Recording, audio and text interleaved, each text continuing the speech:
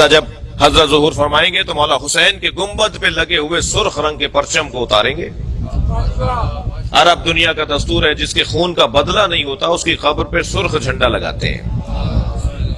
امام حسین کے گنبد پہ جو سرخ رنگ کا جھنڈا لگا ہوا ہے نا، پرچم لگا ہوا ہے، وہ اسی لیے لگا ہوا ہے کہ ابھی خون کا بدلہ باقی ہے، اور بدلہ لینے والے صاحب وارث مولا کے فرزند، اور ایسا عظیم فرزند کہ جن سے مولا کو، خود مولا حسین کو اتنا پیار ہے کہ جب ظہور فرمائیں گے نا امام مہدی تو رجعت سے حسین دوبارہ اٹھائے جائیں گے، اور عالمی سطح پر امام حسین کی حکومت ہوگی۔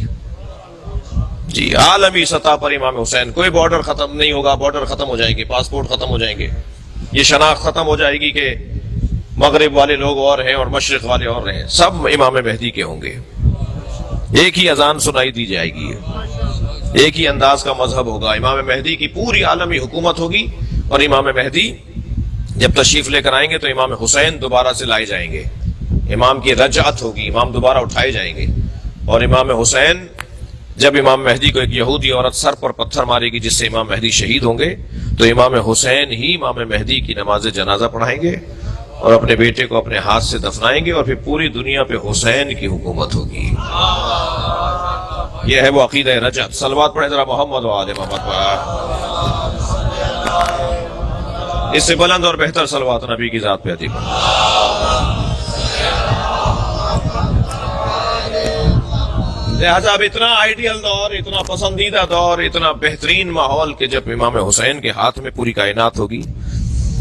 جی ویسے تو ابھی بھی ہے، مگر مراد ہماری سماجی اختیارات ہیں، ابھی تو دلوں پر اختیارات ہیں نا، پھر بدنوں پر بھی اختیارات ہوں گے، پھر محلوں پر بھی، شہروں پر بھی، ملکوں پر بھی، کائنات پر امام حسین کے اختیار کا اظہار ہوگا۔ اسے کہتے ہیں عقیدہ رجعت۔ میں ان بچوں کے لیے عرض کر رہا ہوں،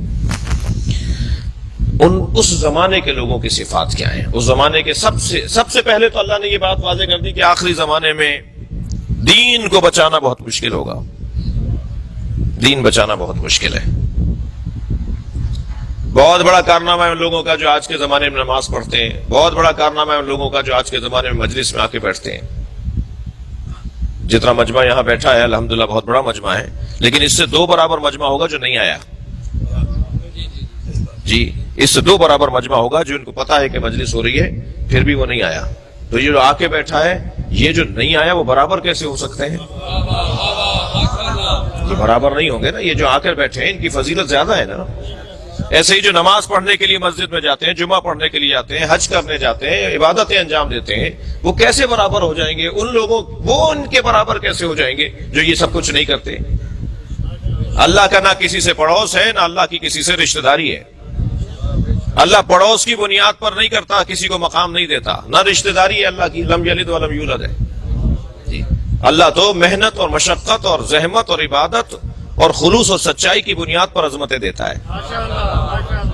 کوئی ضروری نہیں ہے کوئی 5 لاکھ روپے خرچ کرے تو زیادہ معتبر ہو جائے، اور کوئی 5 روپے خرچ کرے تو اس کا اعتبار کچھ نہ رہے۔ اللہ کے یہاں گنا نہیں جاتا، تولا جاتا ہے۔ وہ یہ دیکھتا ہے کون میری خاطر کام کر رہا ہے۔ کیا معلوم وہ ککڑی بیچنے والے کی 2 ککڑیاں جو اس نے کسی عزادار کو کھلائی ہو، وہ کسی کی دیکھ کھلانے سے زیادہ ثواب رکھتی ہو۔ خبردار،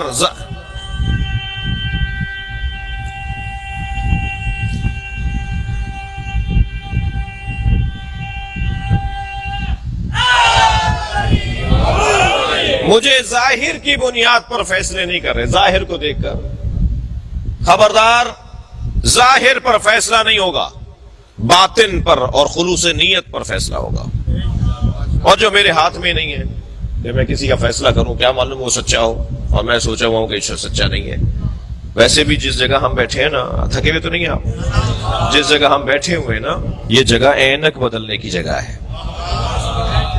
یہاں بیٹھنے والوں کی دید تبدیل کروائی جاتی ہے، اینک تبدیل کروائی جاتی ہے۔ یہاں بیٹھنے والا وہ دیکھتا ہے جو حقیقت ہو۔ چشمے سر سے دیکھنے والے اور ہیں، چشمے جان سے دیکھنے والے اور ہیں۔ یہ فرش ازاد چشمے جان اور آنکھوں کو کھولتی ہے جو دل کی آنکھیں ہیں۔ بصارت سے بصیرت کا سفر ہے جو عزاداری سے نصیب ہوتا ہے۔ یہ فرش ازا پہ بیٹھنے والوں کی دید ہی کچھ اور ہے۔ میں ایک جگہ سے گزر رہا تھا، رستے میں سانپ بیٹھا ہوا تھا، میرے بڑھتے ہوئے قدم رک گئے، میں سوچنے لگا یہ موذی ہے، حملہ کرے گا۔ لوگ مجھے دیکھ کر آپس میں باتیں کرنے لگے، مولانا کو دیکھو بڑی شجاعت کی باتیں کرتے ہیں، بڑی تقریریں کرتے پھرتے ہیں، سانپ سے ڈر رہے ہیں۔ اب میں سوچنے لگا ان کے چڑھانے میں آؤں یا عقل مندی کا ثبوت دوں۔ بہت سارے لوگ ہوتے ہیں نا چڑھا کے غائب بھی ہو جاتے ہیں۔ ابھی میں کھڑا ہوا سوچ رہا تھا کہ ایک چھوٹا سا بچہ میرے برابر میں آ کے کھڑا ہوا، کہنے لگا مولانا یہ پلاسٹک کا سانپ ہے۔ جب مجھے معلوم ہوا نا پلاسٹک کا سانپ ہے تو میں نے اسی پر پیر رکھا، اسے کچلتا ہوا چلا گیا۔ معلوم یہ ہوا جب حقائق روشن ہو جاتے ہیں تو اقدامات بھی تبدیل ہو جاتے ہیں۔ جی ساری دنیا جس یزید سے ڈر رہی تھی، حسین اس کی حقیقت کو جانتے تھے۔ صلوات پڑھیں گے محمد و آل محمد۔ حقائق روشن ہوتے ہیں یہاں۔ خبردار کپڑوں کی بنیاد پر کسی کا احترام نہیں ہونا، خبردار گاڑیوں کی بنیاد پر کسی کو معتبر نہیں ماننا، بڑے بنگلوں کی بنیاد پر کسی کو بڑا نہیں ماننا۔ ہماری تو انداز ہی کچھ اور ہے، ہم تو لوگ ہی کچھ اور ہیں۔ ہم پر اگر کوئی غور کر لے تو وہ ڈبل پی ایچ ڈی ہو جائے۔ شیعوں پر غور اگر کوئی کر لے نا کسی یونیورسٹی میں جا کر تو وہ ڈاکٹر ہو جائے۔ ہم پر غور کرنے سے ڈاکٹر ہو جائے۔ مولا کی تو بات بہت بڑی ہے، بڑی بات ہے مولا کی۔ ہمیں سمجھنے کے لیے دانشوریاں چاہیے، دانش مندیاں چاہیے، ہوشیاریاں چاہیے، عقل مندی چاہیے۔ کہتے ہیں شیعوں کی تو باتیں علیحدہ علیحدہ ہوتی ہیں، شیعوں کی تو باتیں نئی باتیں ہوتی ہیں، نئے نئے کام ہیں شیعوں کے۔ جی ہماری نئی باتیں، ہمارے نئے کام ہی تو زندہ رکھے ہوئے لوگوں کو۔ وہ ہم پہ غور کرتے چلے جا رہے ہیں اور ہم کو سمجھتے چلے جا رہے ہیں۔ میں ایک جگہ بیٹھا ہوا تھا تو گفتگو ہو رہی تھی کہ جب امام ظہور فرمائیں گے تو امام کی عمر 40 سال کی ہوگی۔ میں نے کہا جی امام ہمارے جب ظہور فرمائیں گے تو ان کی عمر 40 سال کی ہوگی۔ تو وہاں ایک صاحب بیٹھے تھے، کہنے لگے کیا مطلب ہے ابھی ولادت نہیں ہوئی؟ میں نے کہا نہیں، ولادت تو 255 ہجری میں ہو گئی۔ کہنے لگے جی مولانا 1441 چل رہا ہے، 1440 چل رہا ہے، یہ 1440 اور 255 ہجری 1150 سال ہو گئے، آپ کہہ رہے ہیں کہ جو ہے وہ 40 سال کے ہوں گے؟ کہیے 1150 سال کے ہیں تو پھر 40 سال کا کیا مطلب ہے؟ میں نے کہا نہیں، ہیں وہ 1150 سال کے مگر عمر 40 سال پہ رکی ہوئی ہے۔ کہنے لگے لو شیعوں کی تو پہلے ہی باتیں سمجھ میں نہیں آتی ہیں، ایک اور نئی بات آ گئی جی۔ نہ ان کا ماتم سمجھ میں آتا ہے، نہ ان کا جلوس سمجھ میں آتا ہے، نہ ان کے کالے کپڑے سمجھ میں آتے ہیں، نہ ان کے عزاخانے سمجھ میں آتے ہیں، نہ ان کا ہاتھ کھولنا سمجھ میں آتا ہے جی۔ لمبی فہرست سے جو باتیں سمجھ میں نہیں آتی، ایک اور نئی بات۔ تو میں نے کہا جی آپ کی عمر کتنی ہے؟ کہنے لگے جی 70 سال کا ہوں۔ میں نے کہا کبھی چہرے کو جا کے آئینے میں دیکھیے، اللہ نے 70 سال پہلے جب آپ کو ماں کے شکم سے دنیا میں بھیجا تھا تو سر کے بال دے کر بھی بھیجا تھا اور بھووں کے اور پلکوں کے بال بھی اللہ نے ماں کے شکم سے بنا کر بھیجے تھے۔ 70 سالوں میں اگر آپ نے سر کے بال نہ کاٹے ہوتے تو اب تک ایڑیوں تک آ گئے ہوتے، مگر 70 سالوں میں کبھی آپ نے بھووں کو نہیں کاٹا اور پلکوں کو نہیں کاٹا۔ ایک کی عمر بڑھ کر بتا رہی اللہ بڑھاتا ہے، ایک کی عمر رک کر بتا رہی اللہ روکتا ہے۔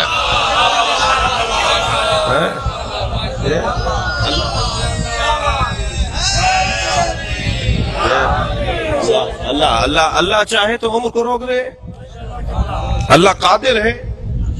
وہ ہمارے امام کو 40 سال کی عمر پر ٹھہرائے ہوئے ہے، جب ظاہر ہوں گے تو 40 سال کی عمر کے ہوں گے، یعنی 40 سال کا جو کیفیت ہوتی ہے وہ ہوگا۔ تو عزیزان گرامی، ہم تو جو یہاں بیٹھنے والے کی میں بات کر رہا تھا کہ دید ہی کچھ اور ہے۔ یہاں بیٹھنے والے کی اینک بدلنی چاہیے۔